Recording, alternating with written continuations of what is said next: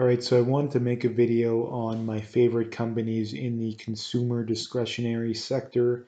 But first things first, I wanted to give a quick market update or thoughts on the market.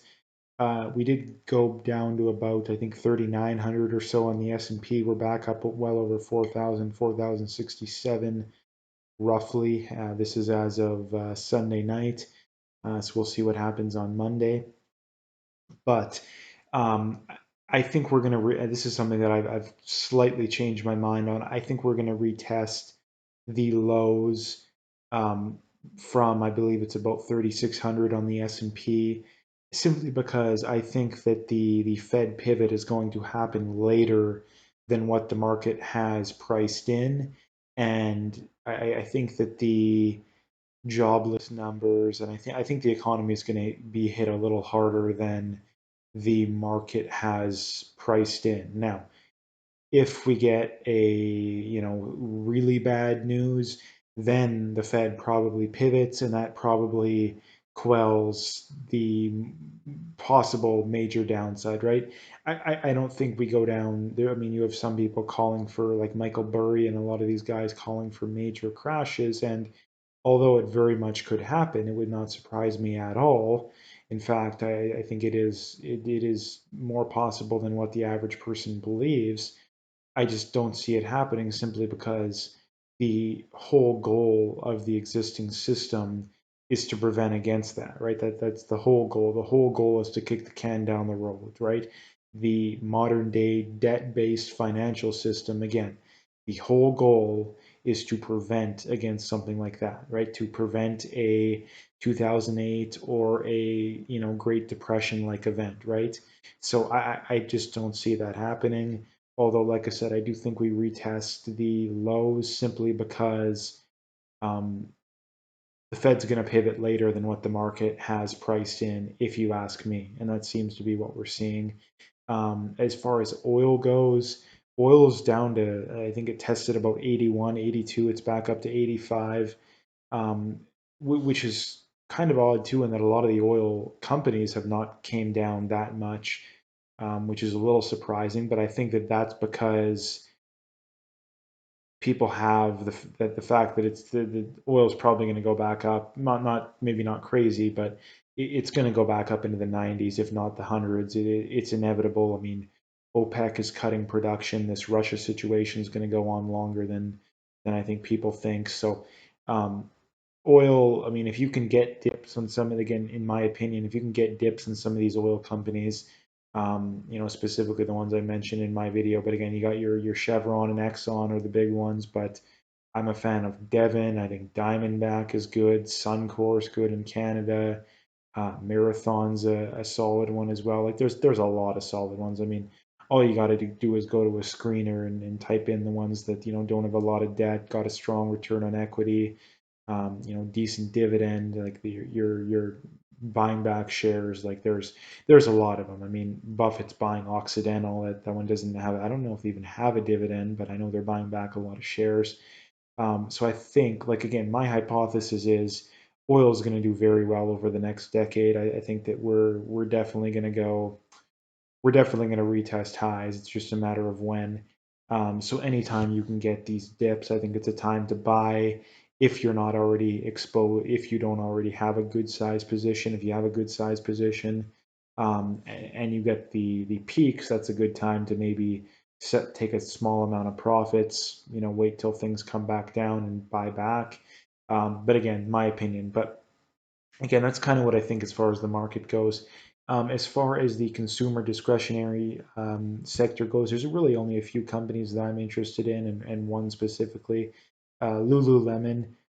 Very good company, very strong. They're growing earnings very well, very good return on equity, not a crazy amount of debt. The only problem is that they're expensive. Again, they're 45 PE. Again, it's just too expensive for me to want to get in at this point. I mean, year to date, they've gone down to about 250 roughly, I believe. So if you could get it around there, I think that that's a fair price. But like I say, I think you'd have to go well below 300 before I'd want to pick it up. It has got up over 400 this year, which is crazy expensive, but like I say, very good company. It's just expensive, and then there's a lot of companies in the consumer discretionary sector that are like that, and especially with a weakening economy, um, that's going to be a simple thing. I mean, you got Shopify and Etsy are both in that category as well as good companies. They're just crazy expensive, right? Especially, I don't know as much about Etsy, but I know Shopify is just crazy expensive, even though it's came down quite a bit over the last year. The next one, actually, Chipotle.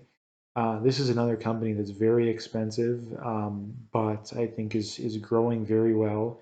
And they're not even necessarily like I mean they're in some ways cyclical, but this is something that's like I mean this isn't exactly going out for they're not exactly fancy formal restaurants, right? This is fast casual. I don't know if that's the best way of putting it, but this is a company that's not going to be hurt that much by a recession, right? And I mean this is a company that's came down a lot. I mean, if you could have got this company back in May or June, you were even into July, you were laughing, right? I mean, it was down to 1200 or so at one point. We're back up to 1700 now. But again, I think this is a company that you definitely need to see go down quite a bit before you pick it up.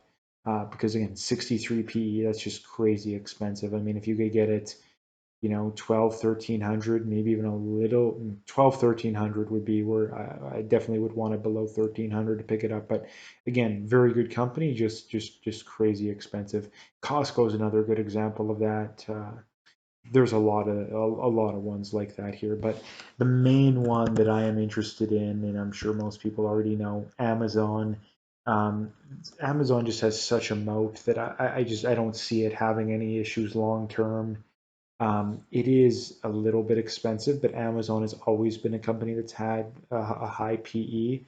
But again, if you look at Amazon, just their Amazon Web Services part of their business is worth roughly what their current valuation is by a lot of these analysts. So again, over the long run, I think Amazon is an absolute no-brainer. Um, Personally, I would like to get it a little bit cheaper than where it's at right now.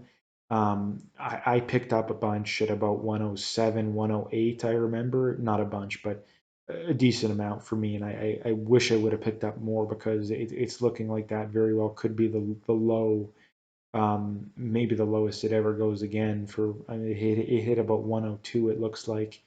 So again, like Amazon over the long run, like I say, I think is a steal. Honestly, I would wait till it corrects a little bit lower from here. Like I said, I think we're gonna see the market test the lows, and when that happens, I think that would be a good time to pick it up. But again, Amazon just has such a moat that even if there's a recession, like are people going to stop buying stuff like that? And you can buy everything from Amazon, right? You can buy your cleaning supplies, you can buy your toothpaste and crap like that, and a lot of people do that nowadays. So Amazon isn't in a lot of ways isn't even discretionary, right? When you can buy your toothpaste and shaving creams and crap like that. Like you can, like I say, you can buy pretty much anything on Amazon. So, and again, that's not even including the Amazon Web Services aspect of it. Like they're branching out into online healthcare. Like again, over the long run, again, I think that this company is just a complete no-brainer.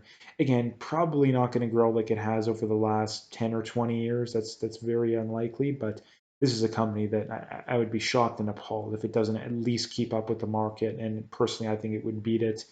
Um, and again, like, does anybody really think that 10 or 20 years from now, Amazon's not going to be around? Like, that would be absolutely and utterly shocking to me if Amazon's not around. But again, you list off probably half the names in the S&P. I mean, a lot of those, would it surprise you if they're not around 20 years from now, or at the very least, they're smaller than they are now? Like their market share has gone down. Like what are the chances that Amazon's market share goes down in the next decade or two? Like it's just very, very, very unlikely. So although this is a company in the cyclical industry, it is fairly safe over the long run, in my opinion, right? So anyway, that's what I wanted to bring up today. If you liked the video, hit that like and subscribe if you haven't already, and stay tuned for more.